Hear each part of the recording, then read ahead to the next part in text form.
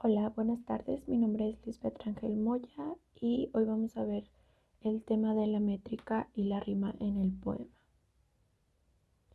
En primer nivel tenemos el nivel morfosintáctico, es decir, los elementos que van a concernir al poema.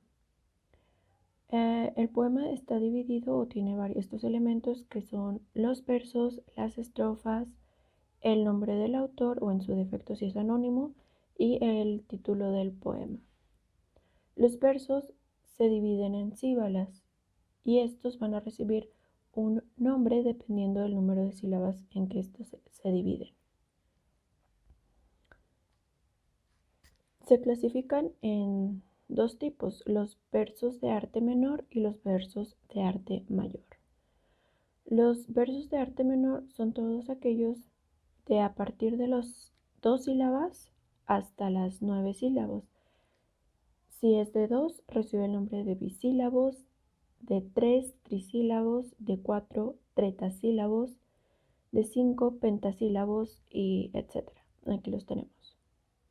Los versos de arte mayor son aquellos a partir de los 10 sílabas en adelante, de 10 decasílabos, de 11 endecasílabos. El único que cambia un poquito es el de 14 llamados alejandrinos.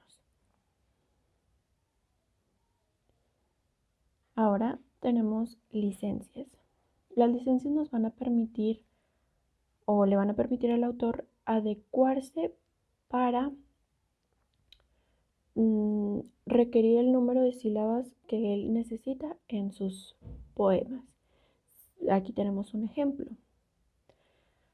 El primer ejemplo es la sinalefa, la primera licencia. Y es que cuando en una palabra termina con vocal y la siguiente palabra empieza también con una vocal, se van a juntar formando una sola sílaba.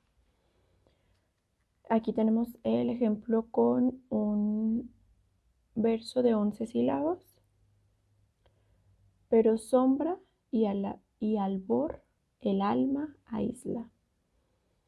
Pero sombra. Aquí tenemos la primera. La Y, no es una vocal, pero tiene el sonido de la vocal, no tiene el sonido de una Y.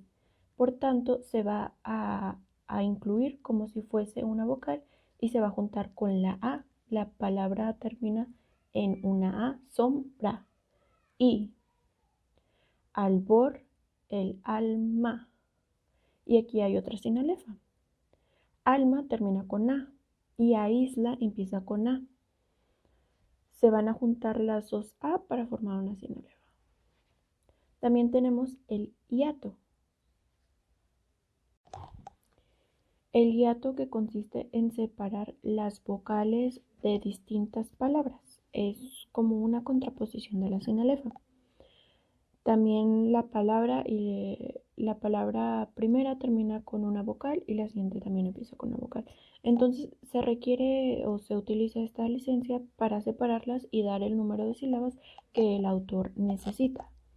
El hiato funciona o aparece cuando dos vocales están juntas, pero se separan ya se van a separar en diferentes sílabas.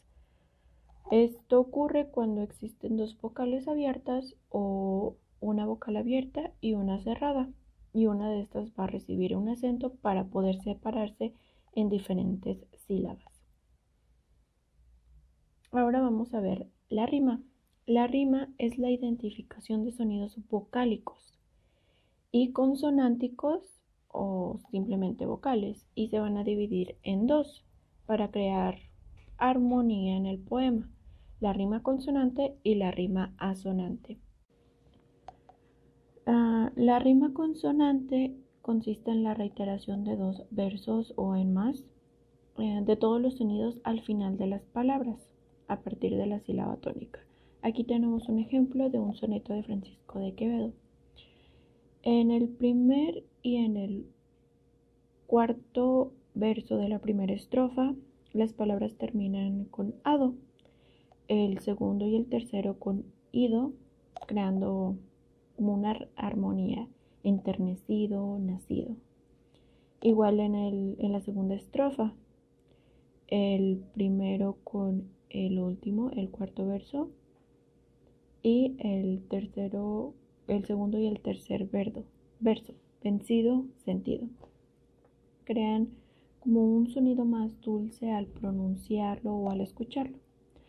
Ahora tenemos la rima asonante, que consiste en la igualdad o en la equivalencia de los sonidos vocálicos de las palabras finales en dos o más versos de un poema. Aquí tenemos un ejemplo. Como tal, aquí solamente coinciden las vocales, no es necesario que coincida también en las consonantes. Aceituna, ahí tenemos remarcado la U y la A, y también en cintura, la U y la A. En el siguiente cuadro está marcadas las diferencias entre estos, que va mostrando la rima asonante y consonante, pero que nos muestran cómo se pueden diferenciar. En la asonante quedamos que es cuando van a coincidir las vocales a partir de la última sílaba en dos versos o en más versos. Dice que tiene mayor flexibilidad porque no es tanta las reglas que pone, o sea, solamente tiene que coincidir las vocales. Y como la palabra asonante empieza con A, una vocal, solamente son las vocales, un tipo. Y en la rima consonante empieza con una C, que es una consonante. Entonces en estas van a ser las vocales y consonantes. Dice que tiene poca flexibilidad porque hay más letras que tiene que coincidir entre las palabras de los versos.